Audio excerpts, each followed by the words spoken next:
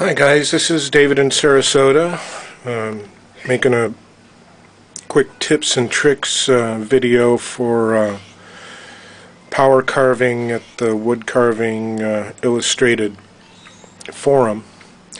I've collected a few things that I've been doing and I wanted to share them. Some of these I posted before, but I thought I'll try and get it into one video.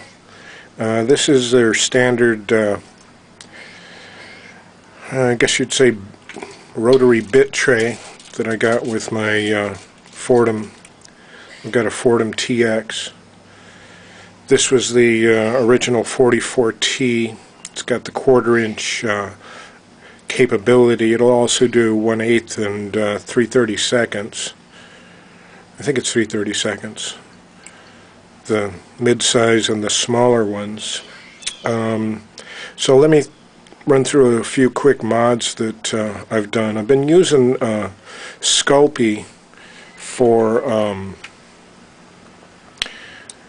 to cover the gouges so that I don't get cut when I'm fishing through for various things. Sculpey's a clay you can buy just about any art store, and it's nice because you bake it for, I think it's 10-20 minutes at 250, and it's reasonably hard once you've carved it, and it's nice because it's so pliable. You know, I just make the little rectangle and then shove the bit in there, and it's a perfect size for it. I've also made, I want to get this in an orientation where you can see it. I kind of exceeded the amount of bits that I can use, so I made a this is also Sculpey, just kind of a half moon, formed it to the side of the thing, of the rotary tray, and then epoxied it on, and that gives me the ability, I keep all of my or most of my sanding bits in this area here, so it's pretty nicely organized when I want to grab one to sand. I've been doing some sanding on my piece that I'm getting pretty close to finishing up. Over here, this is a bit tray. I was using it for these, and I still do when I pull one off. But it had a lot more capacity than I needed for that, so I started putting my extra sanding drums and that kind of thing in here. And this is, I've got magnets on the base of it. They hold it to the jaw horse thing that I'm using here. But this is just a one of those plastic cases that CDs come in, and I cut it to size. I held it on with a rubber band while it was epoxying in. But used one of these cut-off bits and cut it to size and made a couple of indents, and it fits in there nice and expands my holding ability.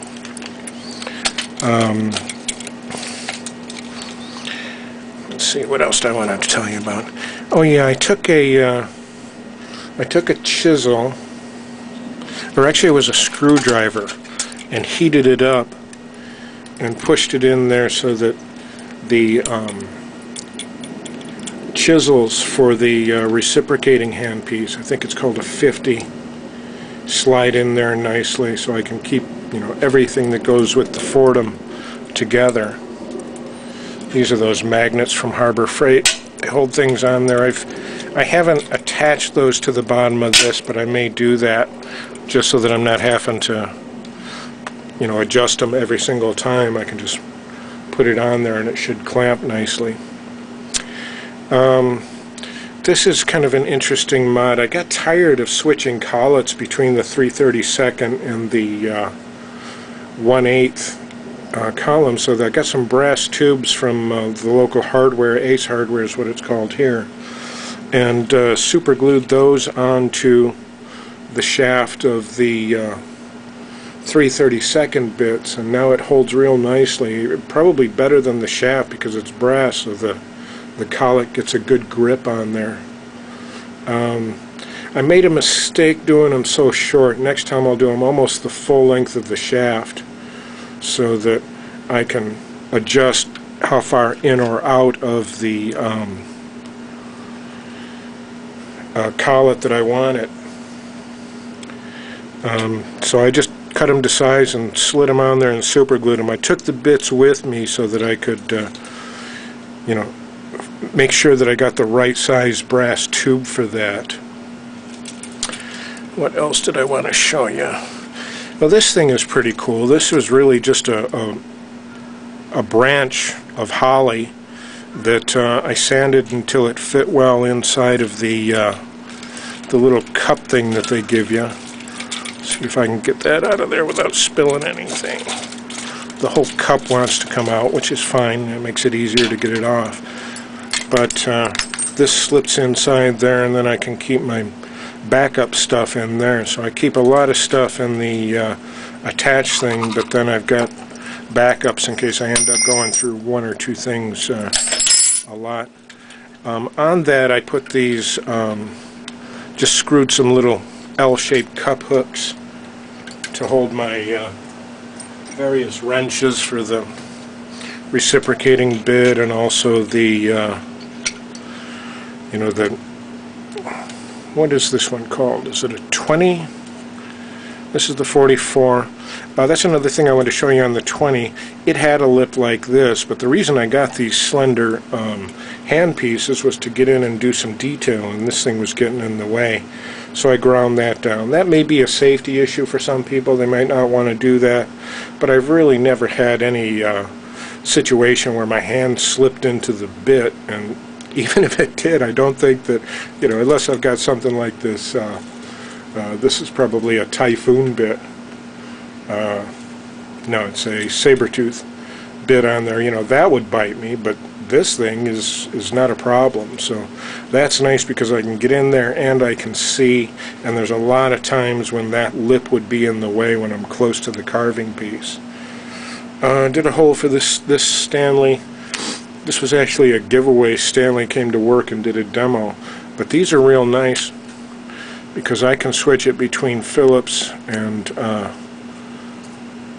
straight when I'm adjusting things. That's particularly useful for what is it that I use that for? Oh yeah, for the for this type. So I can get in there with the screwdriver and tighten those down pretty quickly, everything. My thing is to try and keep everything right at hand, you know, and try to keep it organized so that I'm not fishing for something. When I'm being creative, I don't really want to be hunting for something. So, you know, this thing keeps everything nicely organized. Another thing that I wanted to show you, hopefully I'll be able to get this foot pedal up here. I ended up getting the tabletop speed control, which I like better than the foot pedal, which is what they recommend so that you're at a constant, you know, fairly low speed for the reciprocating handpiece. But I'm working outside on the porch now, and I wanted to use the foot pedal.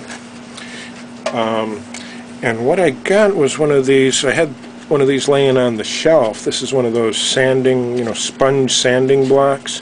What I was finding is that when I'm standing on this, when I'm using it, it is very difficult for me to adjust it and keep it at a single speed. I'll be concentrating on something and I'll put more pressure and the bit speeds up.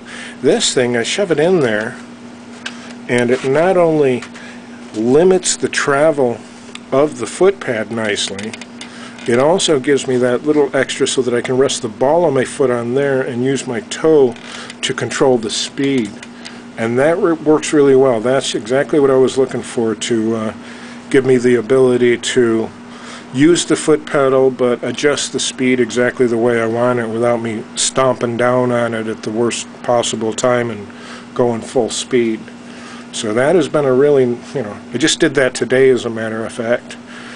And that's working out good. It's not really time tested, so I can't tell you that it's going to work in the long run, but for today that's really solved the problem. I mentioned in one of the posts that I really like these flap wheel sanders. I'm going to have to get a bunch of those because they sure get worn down fast. They still seem to do the job, but I want to have some fresh ones handy in case I'm in the middle of a project. This was a bit that I got on the clearance table at Woodcraft, and because it's got a pretty wide diameter, it really does some nice cutting. I like this bit for it's not precise at all, but it is very aggressive and gets in there and removes wood when I want to. So I think that that was probably all that I wanted to show you today.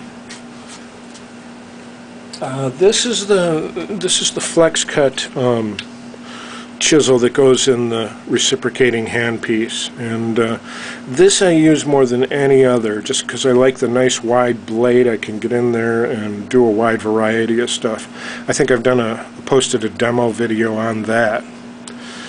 So I wanted to show you those things. Was there anything else? Oh yeah, one other thing was this is a sapphire bit, or a ruby bit. I really like that, but you see how it gets clogged.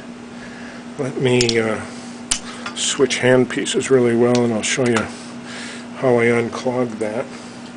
I've lately been using the method, you know, before I was lining it up, and sometimes it would work. Yeah, that's good. But I also like the spin it on method. Anyways, this is that. This is like a gum rubber thing for cleaning your.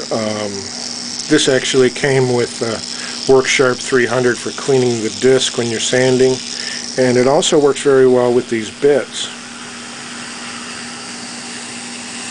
See how it takes all that clog off of there real nice? And you can actually see, I can see the pink. You may not be able to, that identifies it as a ruby bit. This is a nice profile. I like this bit a lot. And I like this for clearing it up, and I have to do that frequently when I'm working on my piece. So that's definitely all I wanted to show you. Keep the video hopefully fairly short. Thanks for watching.